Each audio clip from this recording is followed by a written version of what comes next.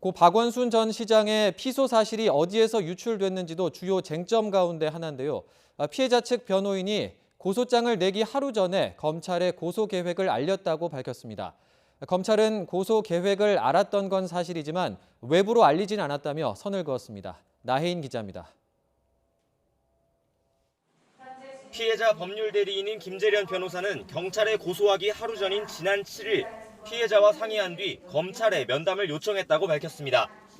고소 계획을 알린 사람은 서울중앙지검 여성아동범죄조사부장이었는데 피고소인이 누구인지 알아야 면담을 검토할 수 있다고 해 고 박원순 전 시장의 이름을 언급했다고 설명했습니다. 증거 확보의 필요성 때문에 고소를 하고 바로 피해자 진술이 필요해서 면담을 하고자 한다. 피고소인에 대해서 말씀을 드렸습니다. 다음 날인 8일 오후 해당 부장검사를 면담하기로 했지만 검사가 약속을 돌연 취소해 경찰에 고소하기로 마음을 굳혔다는 게 피해자 측 주장입니다. 본인의 일정 때문에 7월 8일 면담은 어려울 것 같아. 아무래도 중앙지검으로 고소장을 접수하는 것은 적절치 않을 것 같아서 이에 대해 서울중앙지검도 김 변호사의 면담 요청이 있었다는 사실은 인정했습니다. 다만 통화 사실이나 내용, 고소 여부 모두 상급 기관에 보고하거나 외부에 알리지는 않았다고 강조했습니다. 고소장이 접수된 사실도 이튿날인 9일 오후에야 경찰의 보고로 처음 알게 됐다고 해명했습니다.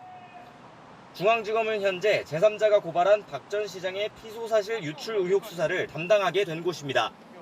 정보를 유출한 적이 없다고 선을 긋긴 했지만 적어도 고소 전에 관련 사실을 알고 있었다는 점에서 수사를 이끄는 게 맞느냐는 비판이 일 것으로 보입니다.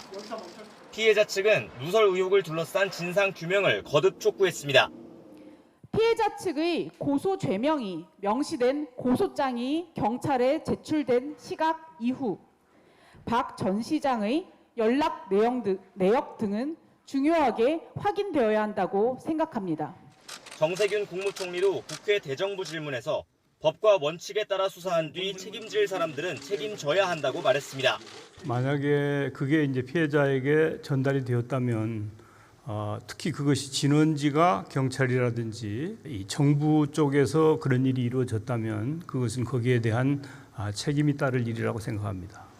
유출 관련 수사가 어떤 방향으로 향할지 시선이 쏠린 가운데 경찰도 다른 수사 과정에서 혐의점이 확인되면 정보 유출 부분도 검찰과 관계없이 수사에 나설 수 있다는 입장입니다. YTN 나혜인입니다.